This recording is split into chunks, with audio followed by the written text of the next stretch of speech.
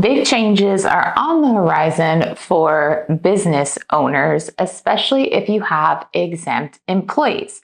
The Department of Labor has recently updated the minimum salary requirement for exempt employees. Right now, the minimum requirement is $684 per week, which is an annual salary of $35,568 per year. Effective July 1st, 2024, this is going to increase to $43,888 per year. But wait, then on January 1st of 2025, it's going to go up again to $58,686 per year.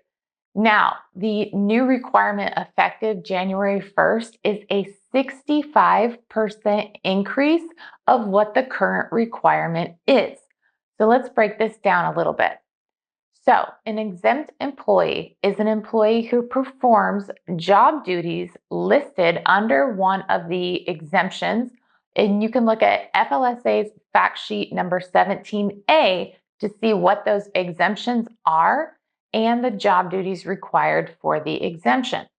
Now, in order for an employee to be considered exempt, they must both perform the exempt job duties and be paid the minimum salary.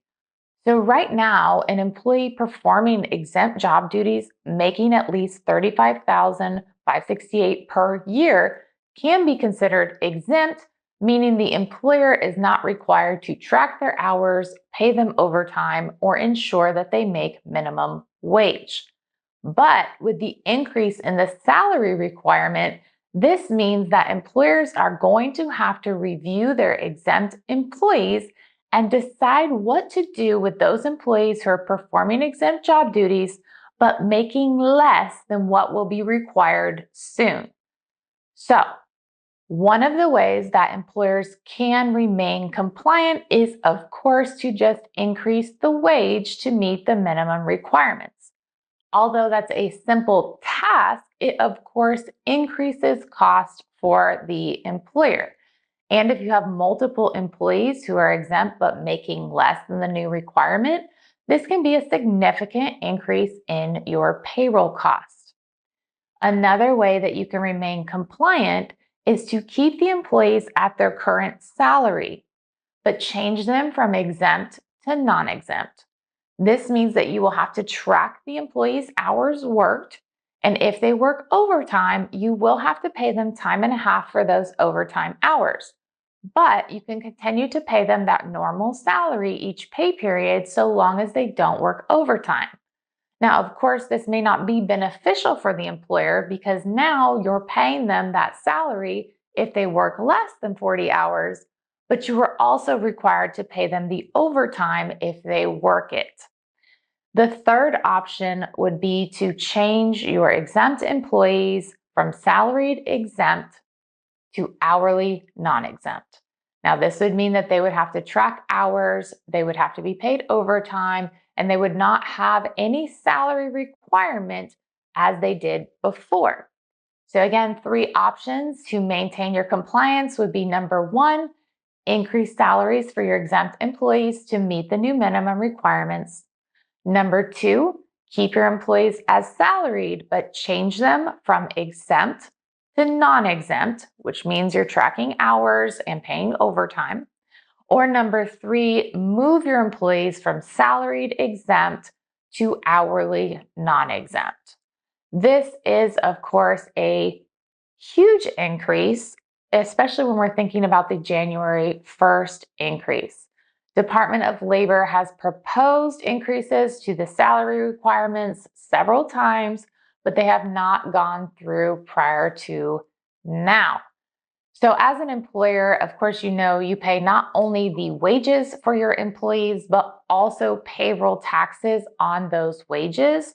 So overall, again, this is going to be a pretty big burden, especially if you're a small business owner, but you do have options. There is no requirement to increase their salary. You just have to remain compliant with the rules.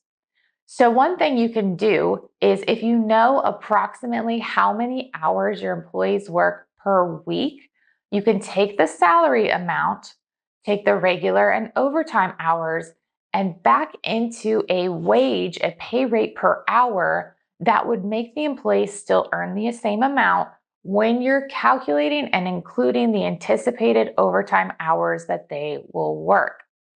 Another question that we often get is about part-time salaried employees. So again, an employee can be salaried but non-exempt. If the employee is being treated as salaried exempt, it does not matter how many hours they work or are supposed to work per week. It matters that they are performing the job duties and that they're being paid the minimum salary requirement. There is no proration of the salary requirement for part-time employees. So therefore, you probably would want to make your part-time folks salaried non-exempt, or simply make them hourly and just pay them for the time worked. One way that small business owners can help to navigate these changes, if you do plan to move your employees from salaried to hourly, is to set up some sort of electronic timekeeping system. This makes it very easy for employees to clock in and out and for you to easily track time without having to get paper sheets or calculate hours or overtime. Ideally, you want a time system that integrates with your payroll system, but that can depend as well on how many employees you have. So for example, if you only have 2 to 5 employees, it's pretty easy to take time from a separate system and key it into your payroll system. But if you have 25 employees, you really don't want to set yourself up for failure by having employees start doing paper timesheets that you have to collect and calculate regular and overtime hours on. Now, this change is coming right after we saw a change earlier this year to the employee versus contractor status. So businesses are definitely reeling right now. We are getting tons of questions on both topics. We're here to help. Feel free to reach out. We can answer any questions that you have. You do not have to be a payroll client to reach out and get help from us.